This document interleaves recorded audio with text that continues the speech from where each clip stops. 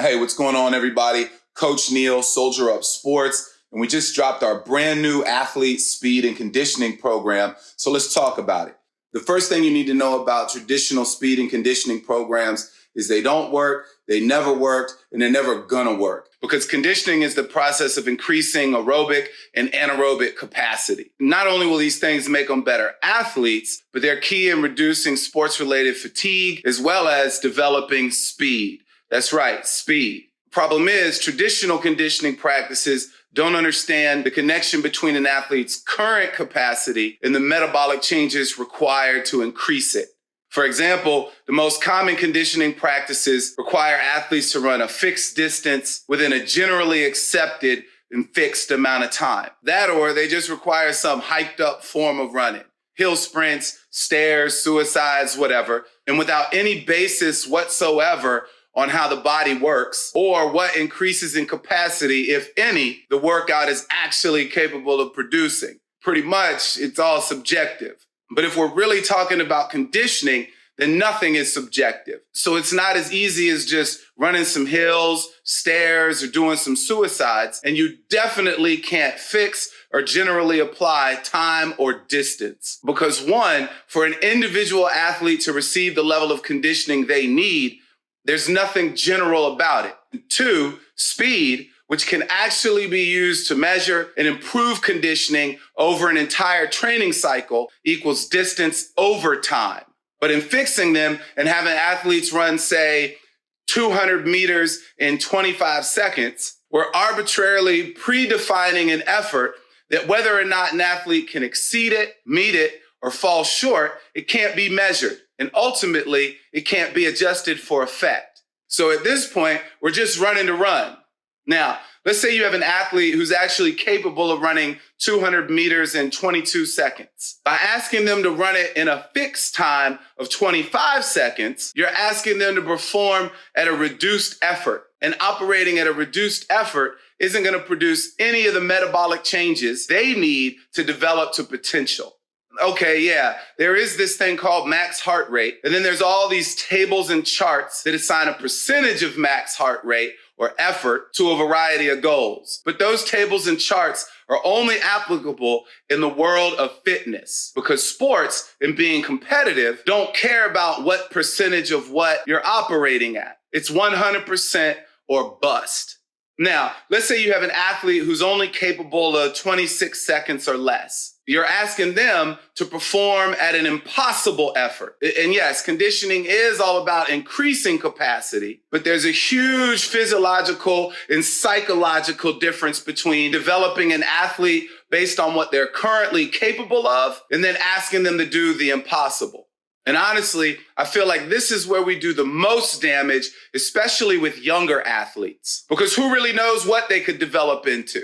But because they're not being conditioned correctly, it's the same old story. Top performers are viewed as having what it takes, and everybody else falls victim to a highly subjective process that just flat out doesn't work. So then what about the athlete that can make time? Yeah, 200 meters in 25 seconds may be perfect for them starting out, but sooner than later, the program will have to be adjusted. If not, it won't be long before they too are operating at a reduced effort and simply wasting their time with an ineffective conditioning program. Now, for the sake of argument, let's say that fixed distances and times as well as height running aren't the bane of conditioning. In that case, the effectiveness of any conditioning program would come down to whether or not it understands how the body creates and uses energy. And you guessed it, they don't.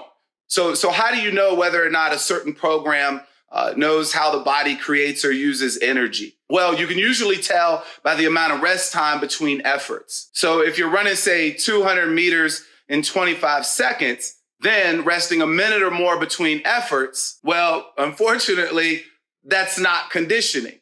Yeah, it might do a little something, but when I say conditioning, I'm talking about developing towards your maximum potential, not some minuscule, inconsequential amount. You see, there's 3 energy systems, and each one is responsible for creating the energy the body needs to do whatever it is you're telling it you're going to be doing.